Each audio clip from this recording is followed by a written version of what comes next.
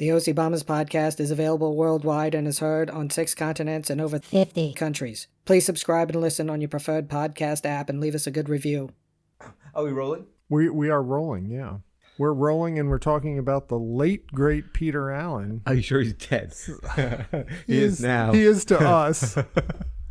There were a lot of song and dance variety entertainers back in the day. Right. One of them, another guy who just died recently, wasn't one of those guys. That guy, Jerry Adler from The Sopranos, and he was 98. Oh, yeah, I saw that. Yeah. Whatever. Hyman, his name was on the show? I think so, yeah. Right. But he's not a singer-entertainer. You just... No, I'm just saying that he is dead. Just not dead to us, like Peter Allen may or may not be. Right. I mean, I don't know what Tori would say about this, but I know what I'm going to say to get out of this conversation. Hit it, Tori.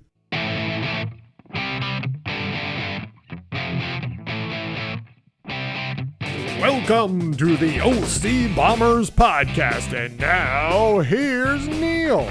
Hey, Scotty, how are you? Excellent and exceptional. How you doing, buddy? Fantastic. Number 264. Number 264. Yeah, you can tell when I'm distracted. I just looked at my note page here. I did not date or initial my note page, which is very unusual for me.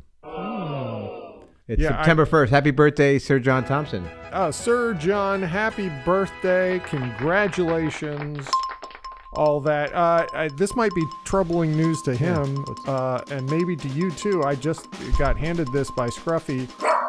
AOL dial-up is ending at September 30th. It probably is a big deal for him, but AOL is owned by Yahoo. We've talked about them before, cutting back services. The dialer software and the Shield browser all...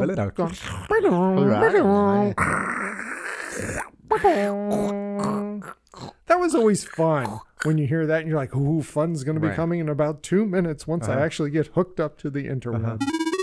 Well, AOL launched in 1991, Neil, and you remember the CDs. I think we've talked about this before. Yeah, you get them free, yeah. It was on Serial. It was on every software purchase. It was like everywhere. Everybody do it. But according to the 2019 U.S. Census, an estimated 265,000 people still used dial-up internet services in the U.S. of A. Wow, I would. That seems like a lot. I would have had the under for that, wouldn't you? I would say. I would have went way under. Like, I'm sure these people live probably in the Midwest somewhere where there's nothing around them. But wow. Hopefully interweb comes to now. them. I think I've mentioned this before, but I think this Gene Stern and Arlene Stern still have a AOL.com email account, and that is still going to be honored forever. Forever. That's what I heard. Now, by the way, I think I've said this story before. I do have I don't use it. I don't know. I couldn't get my password, but I do have the Alderodi at AOL.com. That's right. You own it. I own Alderodi at gmail.com also, which I think is here to stay for a little bit longer. Good, yes. I mean, you don't know though. Who would think? Somebody could buy it. Back in the early 2000s, do you think AOL would die? No, never. Right, exactly. It's going to be around forever. So yeah. Who knows? Gmail, Google. Mm-hmm. Your days are numbered. But not the OCB podcast. No. Not the award-winning OCB podcast. It's like atomic energy. It just keeps on going and going and going. You know. What's our half-life? Exactly. So Neil, this past week we got together outside in the real world, not just in the podcast studios. Yeah. We met our good friends Randall and Johnny B. Quick. Sure. It was great to see the guys, ex-Nisters. We all started in accounting reports in the early 90s. Started the softball team together. John Quick, my first roommate at NIST. By the way, he was upset that I didn't mention that in my retirement speech. I'm upset now for him. Okay. You may continue. Well, no, we met them John. because these two apparently, they go to these financial planner type meetings where you get a free meal. Right. And they go over different things. And it was, are we allowed to say the restaurant? Yeah. It was Dutch's Daughter. Daughter. I mean, one of the finest restaurants in the in Frederick. Traditional restaurants where you get crab cakes, filet mignon, traditional, always good steakhouse. And expensive when you go out for a night celebrating in the Frederick area. I'm sure you went there for a graduation in your career somewhere. And wedding rehearsals, things like that. So we got a $69 filet mignon meal listening to retirement, how to reduce your taxes was right, but there was a couple of Now, so what happens is you go into these things knowing you're going to get a pitch. Now I got it in my mail. You were my guest, by the way. Correct. I was your guest, and thank you so much once again for taking me. So you get your salad, and you're sitting there chatting. Right, salad and rolls. And rolls. Now there was two butter choices. I mean, we're going to break it down. Let's break it down. It was very nice. Iced tea, lemonade. It was great. And then the two guys get up and start the spiel. You know what? By the way, I should have gotten the half lemonade, half iced tea if that was an option. The Arnold Palmer? Because you could have mixed them. I should have gotten that in retrospect, but you may continue. Well, maybe our next one that we go to. Because I think we should do this a few more times. Okay. But the two guys standing up there, starting their spiel, going back and forth. I think it was 2 minutes in, I turned to you and said, Neil, these two do not have the chemistry nor the timing that we would if we were to give this presentation. Right. They just did not. It was so scripted. They were not finishing each other's sentences. I mean, how do you have a party like that? It was lame setup, lame execution with zingers. Right. So we listened to over an hour before we got our steak. But let's be clear. I mean, information was good. It was solid. I mean, Randy was fact checking it in real time. He was, and it was fine. And like we said, it was like a fire hose. Way too much information because they want you to sign up and get their services. True. But we're both good. Right. So we got a nice free meal. Got to see some friends. And by the way, Jimmy Fort and his wife were on the table. So we had some Damascus, old school Damascus friends there. Now, we talked about this in real time. One of the biggest surprises of the night was John Quick not eating vegetables. Randy passed over his butter plate about 5 minutes before the real plate was. He knew the timing of it. Talk about an old married couple. Randy knew he was getting those vegetables. And the Quick just gave the vegetables to him. I was like, no, I don't. He doesn't eat. But apparently, he doesn't eat cooked vegetables. Okay. He ate his salad though. He did, which was good. Good for him. But yeah, I love that we noticed this. Who doesn't eat cooked vegetables? I don't know, but it was lots of fun, Neil. Yes. Should we go back and get another free meal for stuff we don't need? Well, you got one in the mail. I got one in the mail. So maybe. So was this the first one you got in the mail? Yes, it was. Okay, but I've been getting these for a while. Okay. And I had talked to Randy about it, and he said he went. I asked him, "Have you ever gone to this?" And that's when I got the last one. Okay, well, let's pick something we don't need to know about and go get a free meal. All right, filet. Maybe I'm going to get it a little medium rare this time. Is medium okay? No. Medium rare, please. Well, maybe the New York... Well, we had choices. All right. Did we talk enough about this already? I think we have, because now it's time for Name That Year. Okay. Gio, where are you? Oh, he helped you out. You are now 10 of 26 for 38. He nailed it. I mean, he didn't even have to think about it. No. You have him on speed dial. Right. But by the way, while we're talking about... This was going to be in feedback, but I'll say it now that 2022, that Super Bowl... Yeah. Elliot, Jesse, and Matt Perrell were at that Super Bowl. Oh. Because they're Bagel fans. Oh, that's right. They were not happy with the results, but I think they had fun. Well, that's good. All right. Falkenstein rule is in effect. Here are your 3 clues to guess 1 year in which you have been alive, sir. Okay. This is so easy. You're going to get this. Is it a layup? Yeah. Are you ready? Yeah, okay. Star Wars Episode 5, The Empire Strikes Back, opens in cinemas in the UK and North America. Okay. Say it again. Say it again. Star Trek, what now? Repeat Star Wars Episode 5, The Empire Strikes Back. Okay. Number 2. Columbia Records releases Bruce Springsteen's 5th studio album, The River. Ooh. These are all softballs for Neil. Yeah. And your 3rd clue, the Miracle on Ice U.S. ice hockey team beats the heavily favored Soviet Union in the Olympics. So Neil, name that year. Yeah, I am going to go with the year 1980. All right, Neil's locked in at 1980. The correct answer is, Neil, 1980. Woo-hoo. Congratulations. See that? It was a layup. It was easy, but you got it. Right. You got to get it. It wasn't the Star Wars. It was the It was the river. The river and the hockey. And the hockey. Yeah. So the Star Wars. I wasn't movie, a big. Okay, we'll talk. Well, Star Wars movie obviously produced by George Lucas, but this one was directed by Irvin Kershner, who was his professor of film studies at USC. Oh, did not know that. Yeah. And of course, it introduced Yoda, and it was great. It was a great movie. We're going to talk more about this movie in a little bit. Okay. Then The Boss, his 2 record set, global smash, The River, going top 5 in 8 countries. I think Hungry Heart was the biggest. Yeah. I think number 5. This is where kind of honestly, 100. Honestly, this is where Bruce lost me a little bit on the River. I did not get to that one. This is the one that I stopped listening to Bruce. Wow, I didn't know that. But I want to say something. I had nothing. I just kind of didn't grab me, the Hungry Heart thing. But then I read back and revisited the River.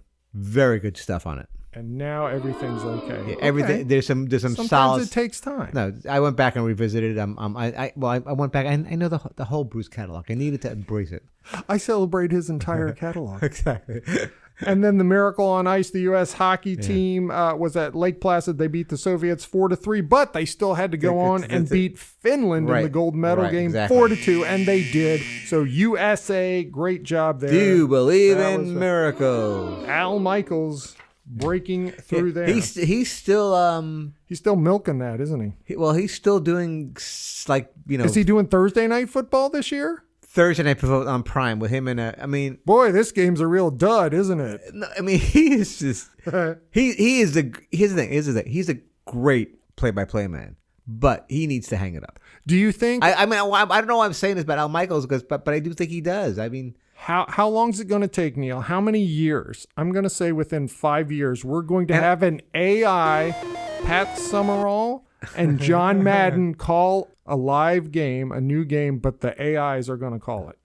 Within the next few years, I think that could be done. I think it's got to happen. That could definitely happen. Yes. Oh, Neil, and on a personal note, in 1980, what happened? Besides me losing my mind that Darth Vader is Luke Skywalker's potential father, little spoiler alert there for you.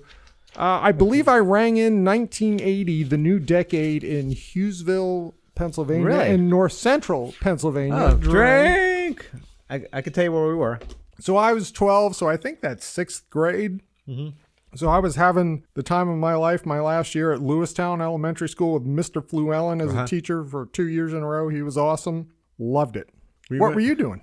Went to remember New Year's of 1980, 79 to 80 was we were in University of Delaware. My friend Doc had gone to school there. And with the Blue Hens. The Blue Hens, and we had a wild time. It was great. And you remember it? I do remember. It was one of those great weekends. And then where was I? I was in Nassau Community College working at Brazilian Furniture Company. I don't think I. Oh, I mean, the furniture company. Yeah, I was putting together furniture. I could show you the chair out there if you want to see it. I have it in the back there. Wow. Okay. And putting the cabinets together, delivering stuff. It was a great job. And going to school at the same time at Nassau Community College. And then this is pre-Lisa. Yeah, following the Dead. I was heavily into the Dead at that time. I'd probably seen the Dead in 1980 probably like 20 times, and they were playing like they were playing like Coliseum 3 shows, Garden 3 shows, come back. Matter of fact, I'll even take one back. 1980, the Grateful Dead played Radio City Music Hall 8 nights in a row in October, and the last night was Halloween, which so I went to 4 of those nights. Did not go to Halloween. 4 of them. And the Halloween show was broadcast in theaters across. It was. Oh, okay. It was like a simulcast. Simulcast. It was hosted by Franklin and Davis. It was great. Anyway, 1980, great year. That was name that year 1980. Great year on both our parts. Yes. All right, Neil. Yes, speaking of movies, we like talking about movies. I have here from timeout.com the top 10 sci-fi movies of all time. Now, the list was the top 100, but I'm not doing all that. So what they did was they looked at sci-fi movies. They had their writers, but they also brought in Nobel Prize-winning geneticist Sir Paul Nurse, Oscar-decorated film director Guillermo del Toro, and the Game of Thrones writer George R.R. Martin, and the Black Mirror Netflix show creator Charlie Booker, and other people to say. So people give us your best sci-fi movies of all time. They didn't ask me, but okay. No. I mean, I am busy, but I could have worked that in there. You may continue. Now, as you know, sci-fi movies, Neil, they tell us something about ourselves and the world around us, right? Okay. So starting at number 10 is the aforementioned Star Wars Episode 5, The Empire Strikes Back. The comment here is it's a film that strikes a perfect balance between the spectacle, character, humor, and sentiment. I mean, it's fine. Yoda just ticking off Luke and Han Solo and Leia's banter back and forth. Pretty good. So number 10, I agree with that. It's probably people argue, the best Star Wars movie. And you've seen it. People, when it came out, people didn't like it, though. Some people, thought it was too dark from the first film. Right. And I don't get it. But number 9 on the list, Neil, is 1984's The Terminator. With Arnold Schwarzenegger. I did see that movie. So far, I'm 2 for 2. So technology turning lethal against its creator. Skynet becomes self-aware and wants to destroy mankind, and then Arnold's the Terminator. How long? We're 10 years away from that? I think we've passed that date according to Terminator 2. Okay. I think we have. But that was James Cameron's first, or maybe his second film, but great movie. Mm-hmm. Number 8 is Metropolis, 1927. It's a silent film. I've never Fritz seen Lang. that. Have you seen it? You've seen this, I'm sure. I have seen this. You were on your that journey of top X map. The top 500 some movies, yeah. So when it was first released, critics didn't like it, but over time, it's one of the most imitated sci-fi films ever. It's about a son of a wealthy industrialist who falls in love with the girl from the slums. And the workers rise up and they turn some girl into a robot. Lots of themes in there still explored today. Interesting. So I'd say watch it. It's long. Watch it. From 1927. 1927. Wow. Number 7 on the list is Brazil, 1985. Jonathan Pierce plays Sam Lowry. Yeah. It's a good movie. Who dreams big but lives in a tiny cog. Terry Gilliam. Yeah, this Terry Gilliam movie. His dystopian nightmare. Now you, for the sci-fi, you like the dystopian future stuff better than the Star Wars fantasy type stuff, right? And Terry Gilliam's good stuff, by the way. He's you make it, Yeah, well, no, I watched this a few years ago and I was like, it's just kind of weird. Yeah. And I think good sci-fi movies sometimes, they're just weird. But I like them when they click and I enjoy them. But this one didn't resonate with me so much. Number 6 on the list is 1977's Star Wars, the original one. Okay. So that's, just a masterpiece of pop fun. And it's more fantasy than sci-fi, but one of my favorite movies of all time. Okay. Number 5 on the list. The list is pandering to you. Yeah, apparently. Number 5 on the list is James Cameron's third movie, 1986's Aliens. Have not seen that. Oh, this is really good because there's tons of aliens. Sigourney Weaver in it, right? Yeah. Michael Baine's in it. I don't know why. I just never really. What year? 85? 86. 86, yeah. I mean, it's just like relentless with the action and the fun. It's a really great movie. I would suggest you watch it. Sigourney Weaver got nominated for Best Actress for it. So, I don't think Lisa likes Sigourney Weaver for some reason. Number 4 on the list is Close Encounters of the Third Kind, Steven Spielberg movie. Gets its point across without cheap scares. Yeah, Dreyfuss is in it, and the mom from A Christmas Story. Right. I mean, But to me, I was like waiting for things to happen, and it's a slow burn that I don't know if it pays off at the end. How about that? Hot take. I'm with you. What did I just went? That's me snoring. Dun, dun, dun, all right. Dun, dun. Spielberg, he likes little kids. He was big into the kid actors. Right. Number 3 is Alien from 1979, the Ridley Scott horror space sci-fi movie. Did not see this either. Once again, Sigourney Weaver's in it, but they're on a ship and there's only like 8 people. John Hurt plays the android. Oh, I like John Hurt. And there's one alien on there picking them off. Yaphet Kotto's in it. Tom Skerritt. It's a really great movie. If you haven't seen it, watch it. It's a good slow burn the first hour, and then it kicks in the second hour. Okay. Really good masterpiece. You should watch it, Neil. Masterpiece. I would say watch this over Aliens. I think you would like that better. Ridley Scott this one. Yeah. Okay. Speaking of Ridley Scott, number 2 is Blade Runner from 1982. Have you seen that? This is with, what's his face? Harrison Ford. Harrison Ford. Yes. As Deckard. Right. So it's very dystopian, gloomy, futuristic. It was considered as a disaster when it came out because it just didn't click with audiences. And now there's like 5 different versions of the movie. I know OG Bill would tell us which one we should watch if we ever watch it, like which one best represents it. Because there's a director's cut, a theater release cut. There's the master cut and all that. But to me, I remember seeing it because it was 82. I'm like, oh, Harrison Ford, Sci-Fi. Yeah. And like, nah. It was dark. Didn't do much, but I do want to revisit it. Yeah. See if I appreciate it. I had not seen this movie in 20, 30 years. So whatever. Sure. So maybe we should watch it together. maybe. Will you hold my hand? Yes. And the number 1 sci-fi movie of all time, of course, is 2001: A Space Odyssey from 1968, Stanley Kubrick, based on Arthur C. Clarke's book. Once again, watching this as a kid, Yeah. I was like, okay, this is kind of cool. There's the apes and there's this monolith thing. Okay, now they're in space. Okay, that's fine.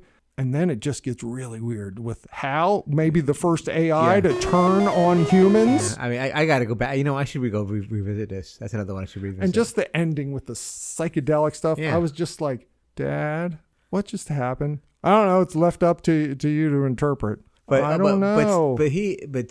But his whole character, his Stanley Kubrick, he does a lot of weird stuff though. I mean, his Clockwork Orange. I mean, it's all Doctor Strange. I mean, it's all crazy stuff. So you've seen a few of those. I've seen all of them, but let's get back on it and watch it. What do you say? Yeah. All right, Neil. Speaking of Bud, would you like to do a fact or crap? Okay. Number 10. Number 10. Here's the envelope. It is sealed. How many of these do we have?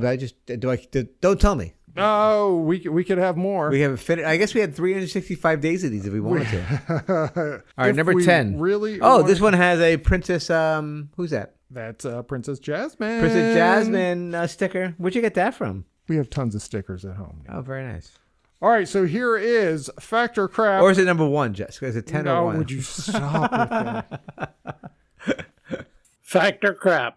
Male spiders often wrap up bugs in their silk and gift them to female spiders to increase their chances of mating. Sometimes they wrap up random trash, hoping the female spiders don't notice until after they get busy. Oh, okay. By the way, that's great delivery, bud. I don't think I've ever heard my father say "get busy," but that was right now. Great delivery. I just wanted to mention that. All right, so just get that cut, tuck the scruffy. You might get some more money. I'm just saying. You may continue. No, okay. So a spider gifting something to eat to a female to attract them, maybe. But then trying to fake them out with something like, hey, here's something. Yeah. Don't look in it. Don't look in it. It's fine. But hey, let's... I think it's crap. That's my guess. I mean, do you think it's... I think it's semi-plausible, but I'll go with you that it is crap. You really going to go with me? Yeah. Okay. I don't know why.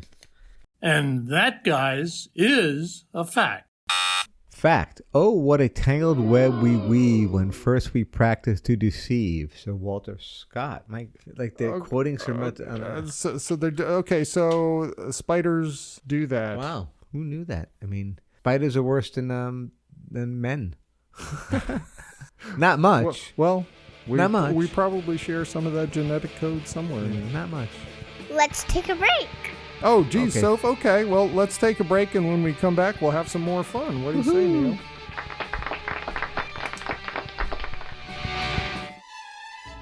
Do you have stained, chipped teeth that look like rotted out tree stumps? Boy, I sure do. I see them every morning when I look in the mirror.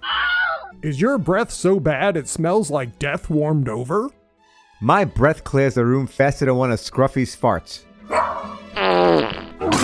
Well, fret no more. OCB Enterprises is proud to announce our brand new line of oral hygiene products. Fantastic. Introducing OCB toothpaste, made from all natural elements straight from the earth. It's kind of like brushing your teeth with dirt, but better. And if toothpaste isn't enough, try OCB mouthwash. It kills 43% of bad breath odor-causing germs. Available in 2 exciting flavors, extra mint and cottage cheese. Cottage cheese? Really? Need to deep clean your teeth and gums? Then how about OCB dental floss? Who are you kidding? Nobody likes to floss. But hey, it's there if you're into that kind of thing. 4 out of 5 dentists, including Dentist Dan, almost endorsed OCB oral hygiene products. Please don't ask the 5th dentist why they wouldn't give us their endorsement. Seriously, just don't. OCB oral hygiene products. Kind of clean, sort of fresh. They're the best. Coming soon, OCB fillings to meet all of your cavity needs. I'm so glad my dentist is strong using OCB fillings to address my tooth decay. Keep your mouth OCB clean today. OCB oral hygiene products are available at all OCB roadside convenience stores and your local pharmacy. You don't seem very enthused for the second part of the episode here. You okay? I am. Fine. Well, I gotta get to these cheesy jokes. Is it cheesy joke angst? Is that what it is? I didn't read it, but I'm gonna go cold with this, okay? That sounds good. And we're back. Welcome back to the OC Bombers podcast. We're available on all of your favorite podcasting apps. All right, Neil, let's do some cheesy jokes. Okay, here we go, Scott. Hey, Scott. Hopefully they make more sense than last week. Yeah, that didn't make any sense. What do you call a dinosaur made of cheese? I don't know. What do you call a dinosaur made of cheese? Gorgonzola. So, Godzilla. Yeah. Mm-hmm. Okay. So funny. Hey, Scotty, what do you call a cheese who attends an art opening? I don't know. What do you call a cheese that attends an art opening? Yes. Cultured. That made you laugh, Neil. Because I couldn't get it out of my mouth. And let's open up that feedback machine. All right, Neil, in the feedback machine, voting for Frederick News Post Best of the Best and Frederick Magazine Best of Frederick. Coming up very soon, we'll hit the social medias. Let everybody know when and how often they should vote. Can't wait for that. Let's get it. Let's get it done. Let's keep it going. All right, Neil. Now, I did have feedback, and I'm going to say it's from non-blood relation. Okay. About last week's mental gymnastics, where talking about cigarettes and the 2/3 and then putting it together and smoking it. I've heard from a few different people, and they said they thought it was poorly worded and that you definitely can't smoke more than the number of cigarettes. They understood what I was saying, that you couldn't smoke more than 27. But when you put them together, you could. But if, in fact, this Mike character always smoked 2/3 of the cigarette, then it would be infinity number of cigarettes because he would never, ever finish a cigarette. And I'm like, I think I'm done. All right. So, and anyway, just still a lot of people talking about it, Neil. Good. I'm glad there's a buzz about you know what? Controversy is good for the podcast. As long as we pull those listens in, do we care? No, I don't think so. It's good. And also, Neil. Yes. The Geo effect. Everybody loves Geo. The numbers are up. He was great. And he was fantastic. A great guest. Fantastic. Thank you for doing that. Neil, do you have any other feedback? Yeah, a couple of things. I forgot to mention this about the Mart a couple of weeks ago. Yeah. I know we talked about this. Yeah. The Alderodi sisters were on my side about the Frank Sinatra thing, by the way. Wasn't even close. And then the Clams Casino that I brought up. Right. It was Lenny's, which made sense on Sunrise Highway, which was a great place. Right, Lenny's. If you ever is it right next to Squiggy's? No, if you're ever on Long Island, Sunrise Highway, I'm sure it's still there. They used to have a carousel there, by the way. Okay, so I know people, with the Mart and the Frank Sinatra thing. Yeah. Did anybody understand my reasoning behind it and go, okay, I get your reasoning, but yeah, I don't agree with it. No, I feel like people didn't. You weren't heard. Is that what I'm hearing? That's what I feel like. All right. Even though we have a podcast with so many listens. And the second thing is a little follow up on the beach. I didn't because we got Sophie's take on the beach last week. Right. But I did eat pizza at the beach. Grotto Pizza is still solid at Rehoboth. Okay. They have 2 or 3 places. They're opening up a Grotto Hotel, a new pizza place down there on Rehoboth. It's pretty beautiful. But I turned the kids on to Louis Pizza, which is on the Avenue since 1974. Now, I used to do secret eating at Louis all the time. I love secret eating. And I turned the kids on to it this time. They were into it. So good Louis. for Louis. Right Louis and Lenny's. Louis on Rehoboth Avenue. Now, one more thing I forgot to bring on the beach. I know this really means a lot to you, but I forgot to mention this. You know, we had a lot of real estate on the beach. We had 8 chairs and you know, a lot of umbrellas and stuff like that. And of course, I had the music going. Right? Of course, yes. So at the comments at the end of the day, we're wrapping things up. Everyone, and Papu was the last person wrapping things up. I said, "Sir, if I leave anything behind, please, you know, whatever." Just making some small comment. Chat. He goes, "Hey, thanks for the music today. It was really great." That just right there warmed my heart up right there. Right, you're like, I'm done. So, I'm done, Lee. I'm good. This is awesome. All right, that's all. That was my That's feedback. Great validation. I meant to say it last week, but then I get over clamped. I'm in the moment with Gio. And Gio's and I can't. When I'm in the moment most of the time in this podcast. I forget about all my notes. But you like when I'm in the moment. That's what you get paid for. I get paid? And also you get paid for Coach Neil's mental gymnastics. All right, now you've been having trouble with the numbers. So we're going to go back to a word puzzle, okay? I think this might be a layup for you also. I think it might be. Okay. Palindromes. What 7-letter English word starting with R can be read forward and backward and refers to something that makes things go round and round?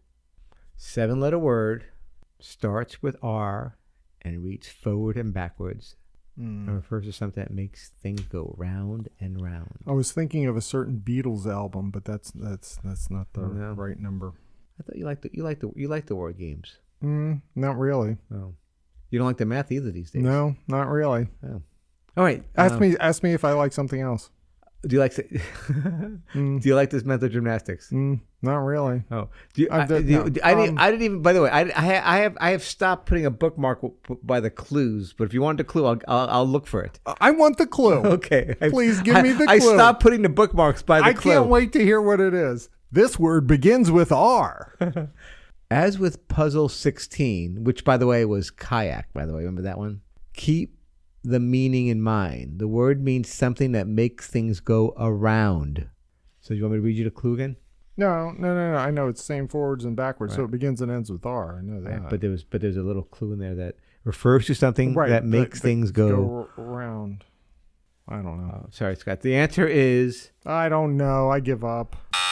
Rotator. R-O-T. I would never have thought of that. A-T-O-R. Rotator.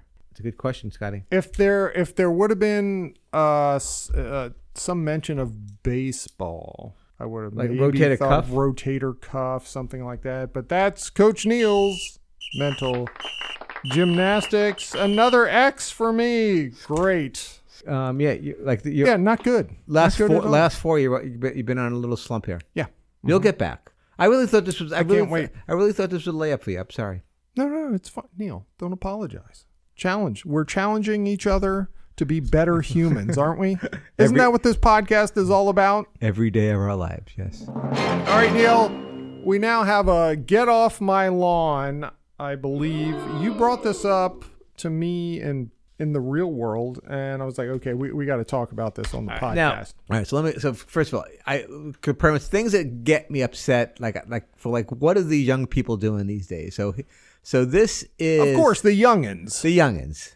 So this advertising campaign for Lume. Is that how you pronounce it? Lume. Yes. Which is this deodorant. So the big thing is 72-hour protection. 72 hours. How many days is that, Neil? That's 3 days. 3 entire days. Now I'm like every time I see this commercial, it drives me crazy. Like, who is not washing up for 3 days? I can see maybe not showering. People have dry skin, can't go in the water. But you need to be taking care of your private sections at least more than once every 3 days. So you don't think it's braggadocious that they're saying you can go 3 days without it? We're so strong and powerful. No, that's not it. I'm thinking you're thinking like who is dirty enough? Right. So I kind of went a little digging to see about the company and this and that. Yeah. Okay. Now I'm backing off here because the 72-hour protection apparently was a gag.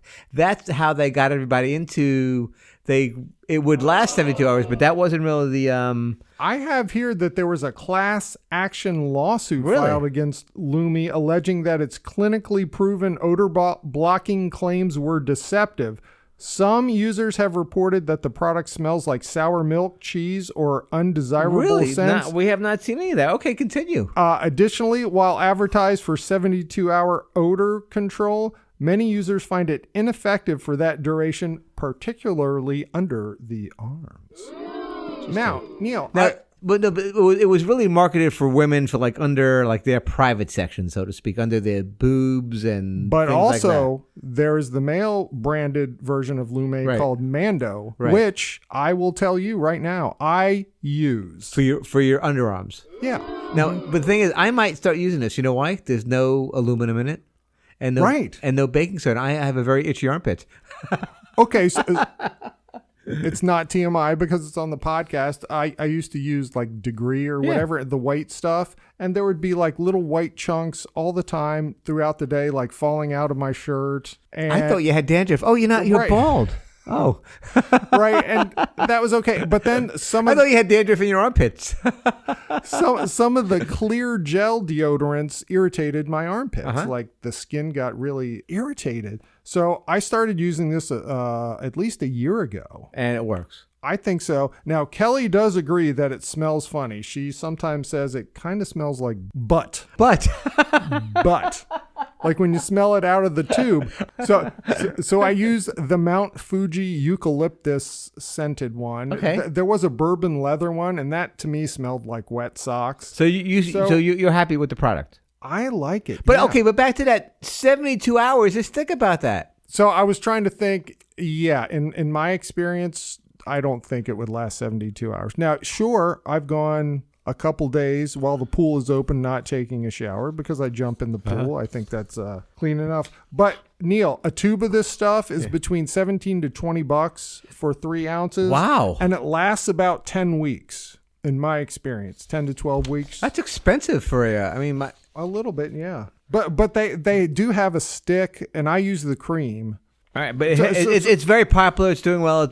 Sales are booming through the over $100 million in sales, and this. So you're going to break the chains of being a slave to the big deodorant conglomerate and try it, maybe?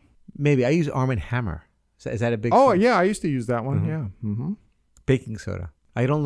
The aluminum's no good for me. So you're still irritated that they're branding it 72 hours because I still see those. But I think it was. Too. But the person the Harmon brothers who marketed it, they did the squatty potty and the poopery. So this was their gag, and this is what they wanted to get people's attention. Huh. But they made the claim that you said there was a class action suit, which is very interesting. You know what? I'm going to try it. $17 is a lot of. The lady, Dr. Shannon. Yeah, she's a real deal. She's a real doctor, an OBGYN. She went on Shark Tank in 2018. Didn't get a deal, but that's how long this has been around. So that gave her a little bump, you think? I think so, yeah. And then she blew it up into this. And Harry's shave cream and stuff, they bought Lumi. By the way, I use Harry's. Okay. But I buy that at Costco. So basically, the takeaway from here is sure you can try it, but listen, take a shower within 72 hours. Is that it? I want to make something clear. I was very angry about this. You know that. You were. I was fired up. So, but here's the bigger lesson in this whole thing. It's not about Lume or about thinking or 72 hours. It's like I researched it and I stepped back. It's like, you know what? I understand this, what they're going for now. I get it. I understand the ad, and I reevaluated my position on it. Once again, Neil. I'm growing. We're growing as people. So we're doing that. I was angry, and now I'm angry about other things, but I haven't done the research on other things I'm angry about. But you don't want to hear me talk about that. Well, here's another topic that might get you fired up, Neil. Yes. We also talked about this before because in real life we try to communicate with each other. We've got emails, we've got texts, we call each other. We've even done the Google Meets. Sure. So I'll do everything. How do you get back to people? Let me get back to you, right? First of all, let me be clear. This is why I'm very upset. This is a sore subject for me because I'm terrible at this. I'm just not good at it, but you may continue. Okay, so texting, okay? Terrible. If you get a text, if the text I never know what to say. Well, if it goes on for too long. I never know what to say. What would I do when we would be typing to each other? I would just pick up the phone and go, okay, I think you're tired of typing now. Yes. And call you because I knew you don't like that. And also on the emails, the reply all. You told me you don't like the reply. I don't like the reply. I don't really care if you're there or not coming. So for softball games, the email goes out and a lot of people reply all, yes, I'm in. But you don't do that. Why? No, I will respond yes or no to the coach, which I should do RSVP, but I don't like. Does Gio need to know that I'm going to be there? I feel like if an email goes out to a list like that, you got to reply all to it. Unless you have something specific to say to one person who sent it, then you should do the reply all. Okay, but I don't I don't want like a million emails about this is not. I don't care. Sure, you don't want to see everyone else's replies. Exactly. I mean, just give me the lineup. Tell me when I'm going to be there, and I'll be there. All right, now is that? I mean, but even though those chain emails can get a little bit like, oh right, please. Oh sure, please, a little bit too much. Please stop. Or you might in a people. I am a curmudgeon with this stuff, but this should maybe continue. or it could be a work email where you reply all, and you think it's going to your buddy Tim, where you say, "Who the hell is Michelle?" Oh, sorry. And Michelle is on there, and then she's like, "Scott, you don't know who I am." Oh, sorry, that wasn't for you, and you have to apologize. You know, that might happen. How about those chain emails at work when saying, why am I getting this? And it goes to everybody, and then it goes, oh, why am take me off this list? Those are great. Now, calling, Neil. If you call me and I can't answer, and I see you've called, but you don't leave me a message, 99% of the time I am not going to call you back. No, well, I didn't know that, but I have with my kids and my sisters, we just call each other and don't leave messages. Well, I think if you call and don't leave a message, then it wasn't that important. But if you're like, hey, just give me a call when you can, that's fine. But there's a code. Could be a butt dial. But there's a code between my sisters and my kids and myself that if I call, they'll call back. But if I call twice, they'll pick up. How's that? Well, if it's an emergency or I need them. Okay. That's our code. I get it. But if you need to talk to me, tell me you need to talk to me. Well, now I know your rule, and I'll play by it. Do you think reply in kind? Like if you were to call me and leave a message, but then I text you back, would you be like, you're a dummy? Why'd you do that? Well, unless you like, hey, I got your call, and I'll call you later with a text. That's appropriate. Sure, that could be. I'm in the middle of something right now. Saw you tried to call me. Right. What's up? Right. But in kind, if you call me, you want me to call you back. Sure, I think you don't want to text. Yeah, sure. I'm not a big texter. Everybody knows that. I can't write. Okay, but you can talk. I have 12 thumbs. I can talk. Have you tried talking text? I have been doing that a little more these days, yes. And is it pretty accurate? Yeah, not too shabby. Because AI is taking over the world. I know. And Terminators. You know, I'm going to start maybe just have AI just respond to me. Maybe just I think there are text things that do that, by the way, that could respond automatically for you these days. Oh, I would love that. Wouldn't you? No, they would know it wasn't me. Neil's using that damn AI. Hey, speaking of AI, let's talk about climate change. Okay. But guess what? We don't have time for climate change. No time for climate change? No, and Sophie, I really don't know what AI and climate change have in common. But I think AI might be a cause, but we don't have time to talk about that. We're not talking about it. So, Neil, we're going to take a break next week, and we're going to come back and hit people hard with some fun episodes. What do you say? Let's rock and roll. Thank you for listening to the OC Bombers podcast. Spread the word. We're on Amazon, Apple, iHeartRadio, Pandora, SoundCloud, Spotify, and YouTube. Leave us feedback and comments. Until next time, so long. See you, Neil. Bye, Scotty.